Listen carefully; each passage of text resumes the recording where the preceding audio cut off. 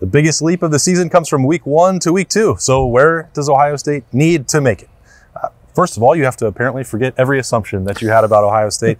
That's what Ryan Day and Jim Knowles are doing. That, I guess, is what I learned in the Woody Hayes Athletic Center on a Tuesday to get ready for some snap judgments with Bill Landis and Jeremy Birmingham. I am Austin Ward. Bill, where do we begin?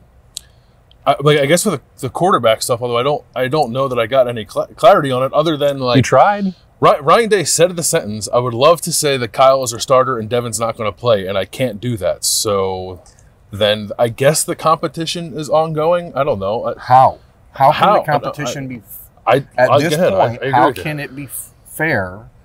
Whatever, fair. It's 2023. Nothing's fair. But how do you get a true idea of what Devin Brown can do when now we're only going to see him at times in the next 2 weeks against Youngstown State and Western Kentucky? We will gain nothing from it. Unless there's a sabotage at play. Sabotage. You play Kyle against the hardest team and then Devin against the easy teams, and he looks better. Then of course Devin Brown's the starting quarterback. I hadn't thought about that. Ryan Day is not that diabolical. That would be weird if he was. There were other people that suggested that, maybe this was mentioned on the Ohio State message board. And the only reason I bring it up is because it just sounded absolutely crazy to me that he wanted Kyle McCord to go out and play a mediocre game so that then they could show why they needed to make a change. How on earth could you get your brain to that point where Ryan Day is like just flushing away a Big Ten road game to make a point that the backup should play? Is that where we're getting with some of the takes and analysis of this game? I think he should have just played the best quarterback. That is an example of sabotage that is beyond belief. I mean, that is what Jim Harbaugh did last year, right? With Cade McNamara and J.J. McCarthy, except they weren't playing a Big Ten team. The teams they were playing were not much better than Indiana, to be fair, but it's been done before. Like, the blueprint is out there. It's like, hey, I have not made my decision yet. Here's what this looks like. Let me show you the other thing, except Ryan Day is probably not doing that because Kyle McCord is still starting on Saturday. Yeah. That's a high-level analysis. I don't know how we can possibly expect anything different than what we saw last Saturday moving forward, because it seems pretty clear to me that when push came to shove on Saturday against Indiana, number 6 was the quarterback that Ryan Day trusted to be out there. Now, we can argue for days about what's the reason for that trust. Yep. But we don't get to have that answer. And the people in this building do. The people who practice on this field every day have that answer figured out for whatever reason. But it clearly isn't done. So what happens then? Because I think Devin's going to play the next 2 weeks. Well, he's definitely going to play this week because they're going to be up by a lot on Youngstown State. We'll see what happens against Western Kentucky. That team could potentially score some points and make it weird. It's an 80-40 game. I've been trying to tell you guys. For everyone's sanity, I hope that's not true. What happens then? Like, I thought you said, wait a minute. I thought you said the secondary was improved and going to be good. They're going to give up 40 HOBs. They're going to throw the ball 60 times. And yeah. We'll put a pin on that. That's next week. This is Youngstown State. If Devin Brown looks better than Kyle McCord the next 2 weeks, then what? I don't know. I don't think anyone knows. But the question is, does anyone want that? I don't know. I don't care. I want to see Devin Brown play football. Yeah, I mean, and whatever the result of that is, it is. I don't care. That's the hard part about what happened on Saturday. Like, we said it all leading into the game against Indiana. You have to put them out there in like-to-like situations, and we didn't see it. And now it's impossible to see it before Notre Dame. But if Ohio State felt it was in their long-term interest to see that no matter what, and Ryan Day purposefully chose not to, I think that that's significant. The way he's talking about this, I'm not trying to make some assumption for things that he's not saying. I'm going to take it all at face value, that he still believes that Devin Brown did enough to play in games. Well, he did that, and we can say there was never a point last week where he said, well, it's going to be 50-50, or it has to be on this drive or that drive. He never said that. Now, there may be an example in the meeting room or when Ryan Day's conversations with Devin Brown where he may have thought it was going to be more than one specific drive in the second quarter, or, I don't know the answer to that. Let's just, to be fair, talk about the things that are being said publicly about it. There was never an indication that it had to be in a game 50-50, or that the decision for Notre Dame was going to come down to a 3-week sample size. And we can take the words in the way that they handled it on Saturday, and I think all of that says Ohio State believes that Kyle McCord is the clearly ahead. How much? I don't know. Clearly ahead. He's the starting quarterback. He's the one that they trust. And I don't know, Bill, how that could change in the next 2 weeks, because both of them are probably going to throw for a lot of yards. They're going to have an opportunity for both play, and it won't mean anything compared to another competitively balanced situation. So why doesn't he just say that then? I don't know. Well, that is the hard part, right? Like, he did not say. He said Kyle is going to start and Devin's going to play. That's true. That happened. Now, because of all of the way that the QB competition was framed throughout fall camp, assumed that it would be a split that was somewhat comparable. And it wasn't. It was not. So is this just what happens when you assume? You make an ass out of you and me? Like, because I don't.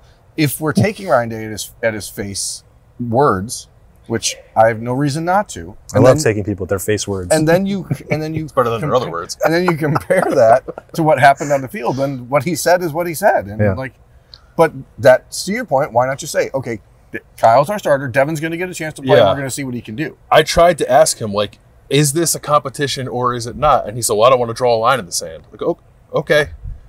I just I know my frustration is that we cannot give the more clarifying answers to the people who want them. So I guess we'll see how it plays out. But I mean, based on the words, I don't want to face words or butt words.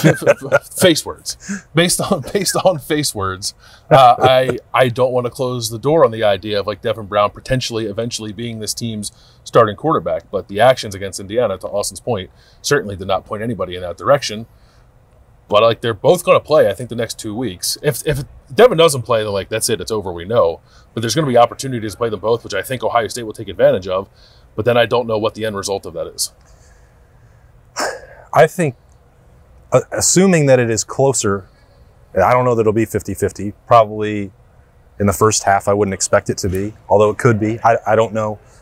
If you get to next week against Western Kentucky and it is not an FCS opponent, it may not be a complete walkover exhibition like I expect this Saturday to be.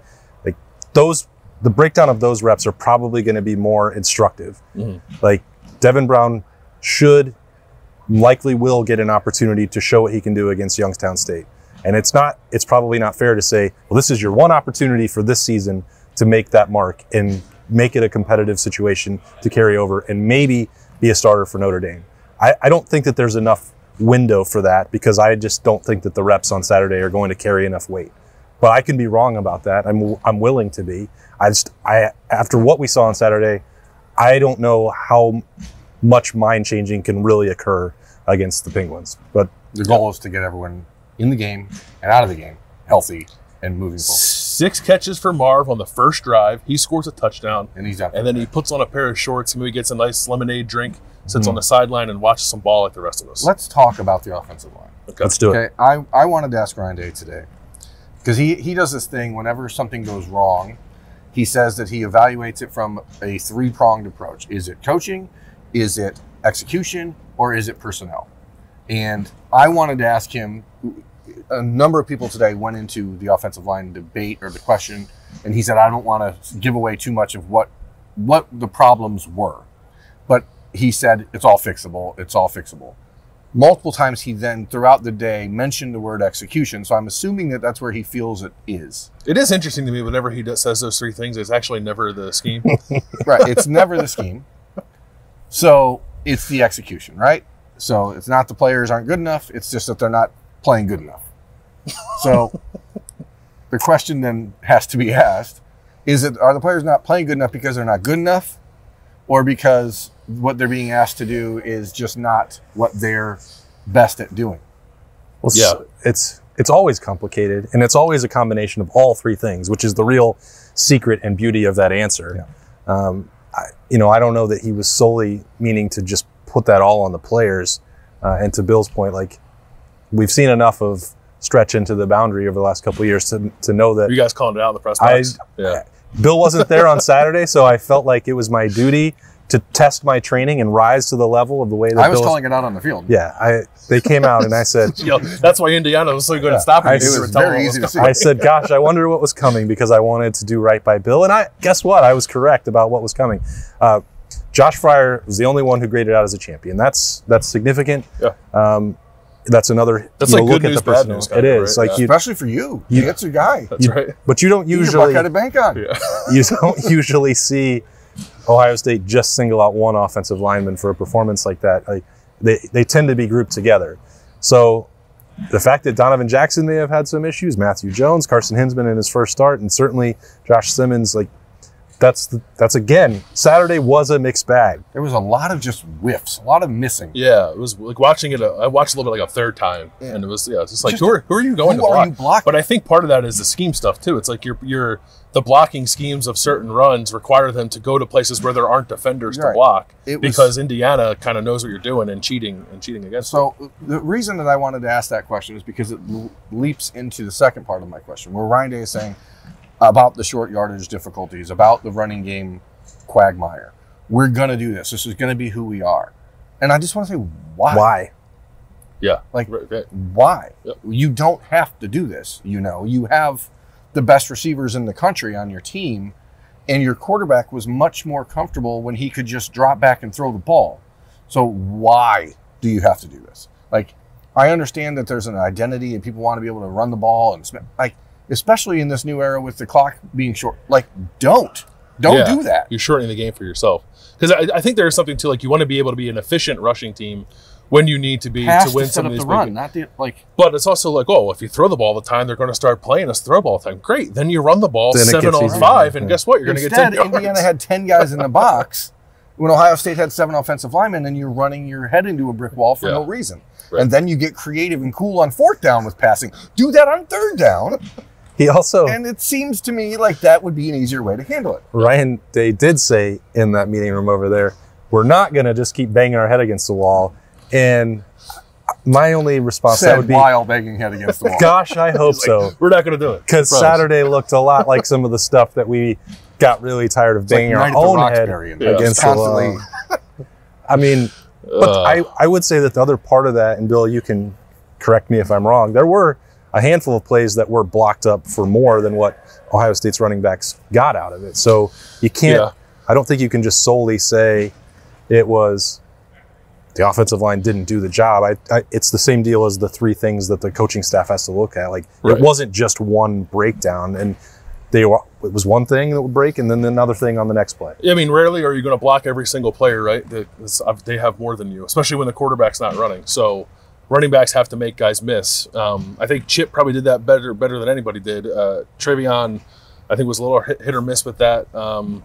Mayan was not in a ton of positions to do so. He was just kind of a battering ram. But that is part of it. That was part of the conversation last year too. Like, it's not always the play call. It's not always the blocking. It's not always the running back. That's the frustrating part when you're trying to analyze and say, like, what's wrong? It's like, well, depends on the play, I guess. But I think there are ways for them to be more efficient overall that, combine all 3 and work on them. But part of it too is just finding a rhythm for the offensive line, which is why I'm like start swapping guys out, because you picked your 5, right? Roll with your 5, let them get 3 games or 4 games under their belt and see how they come out on the other side. Like, it's kind of the same deal to me as 2014 when that offensive line looked terrible in the beginning of the year because they had to play more together, and then by the end they were awesome. So you have to have a little patience with it too. I don't know that people in general have patience anymore, and that's a big part of patience the is issue. In short supply, and I'm guilty of that. There's not a lot of conversation to be had about what Jim Knowles said today. Like, the defense played great. They had no idea that Indiana was going to run the triple option, which is what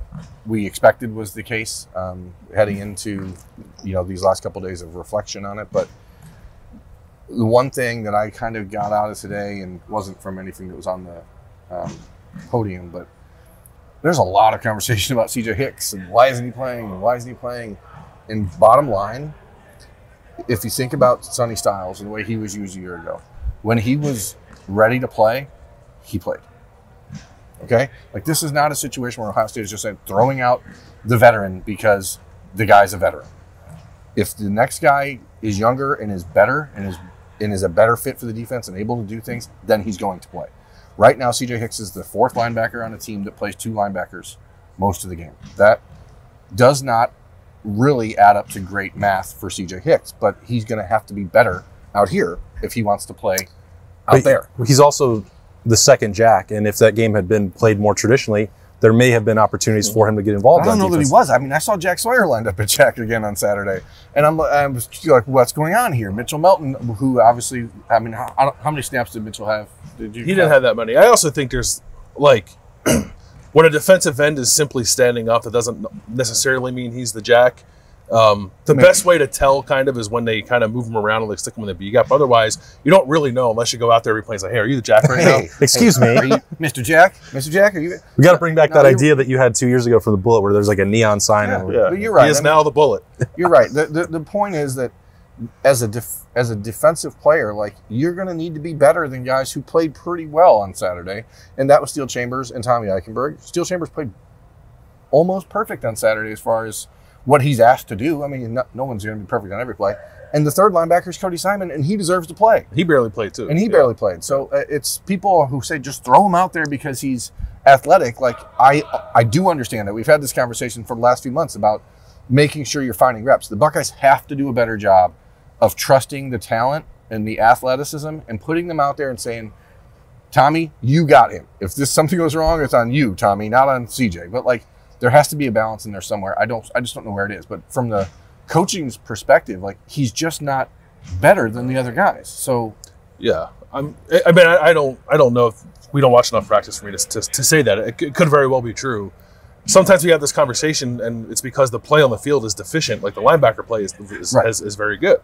I think CJ is going to be a part of the defense. Like, I think the combination of, like, first game, them running triple option and there being like 50 plays in the game probably did not lend itself to throwing him out there. And whether or not you agree with that, like, if you think play him anyway, that's fine. I'm not saying it's wrong to think that, but I'm just trying to tell you why. Yeah. But I'm not concerned that they're not going to find something for him to do, even if I was slightly bummed that he only played one snap. Do you think that if this wasn't a triple option, like, again, Ohio State didn't know that was coming. Whatever the plan was going into the game defensively probably changes when you see them running a triple option. And putting out a linebacker to defend the triple option who's never done it before at this level. I don't know that it would have changed the workload for CJ Hicks at linebacker. Yeah, I'm just wondering. I'm curious if it would have. I think there's probably a decent chance that the Jack snaps would have existed for Mitchell Melton and potentially CJ Hicks if that game was more normal, which it absolutely wasn't. And the focus is on CJ Hicks, but guess who else was impacted by that? Kenyatta Jackson. Yeah. He wasn't able to go out there and get pass rush snaps. Like, he was not alone.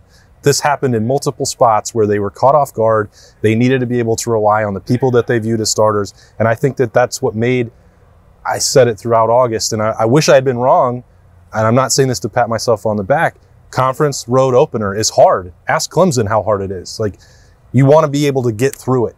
Saturday was an anomaly, and I think there are a lot of things that will be different. Clemson got put through it. Well, they didn't get through it. They got put through it. They got put through it. You're absolutely right. So you're absolutely right, partner. Anyway, that's why a lot of things about Saturday, I think they'll be flushed and moved on. Maybe that'll apply at the quarterback spot. Maybe it'll apply to CJ Hicks reps. Maybe it'll apply at safety. Josh Proctor had the primary workload there as the veteran, and Malik Hartford played well off the bench. Like, there are a lot of areas that could very well change because you have to survive a conference road opener. And Ohio State did that, and I think that's why the walls are still up in here and the sun came out in Columbus because they won by 20 against Indiana, which is a hell of a lot better than what Dabo pulled off against Duke. Losing by 25? Yeah, that's to Duke. There's a little bit of a gap between those two. Those boys got dog walked by Duke, man. 20. I'm sorry, not 25. 21. My apologies. It's weird. They brought in a new offensive coordinator, and their offense still sucks. Huh. You know what happens when you don't let someone bring in their own scheme? Is that the old scheme? You make an ass out of you and me. Yeah. That's exactly what we call butt words. Butt words. It's exactly what I mean. It's Tim Beck and Ed Warner taking over after Tom Herman left, and you're like, oh well, we're just going to run the old scheme again. The old scheme is why you brought in Tom Herman to begin with. You weirdos. Don't do that. All right, those are game week number 2 Snappy Jays for a Tuesday. A lot more to come. We'll be heading to Roosters for that show later on. We'll have Buckeye Q. There's more Kings coming throughout the week. Betting show, of course, as we get into the rhythm now of... So we got to tell them about the text. Oh, what's the number? I have it here. That's why I had my phone out earlier. 614-662-4509. fire off a text there. You get a 2-week free trial. You can hear from us in your cell phone. Now I have to remember a phone number. When was the, I don't. No, you don't. They do. And they only have to remember say it on the show. Then you got to, it's all over everything we've got on the Okay, Subtext is live. And if you want another way to get in touch with us, that's one way. And share your face words with us on Subtext. Thanks for joining us for Snap Judgments. That's Bill and Berm. I am Austin. We will talk to you later.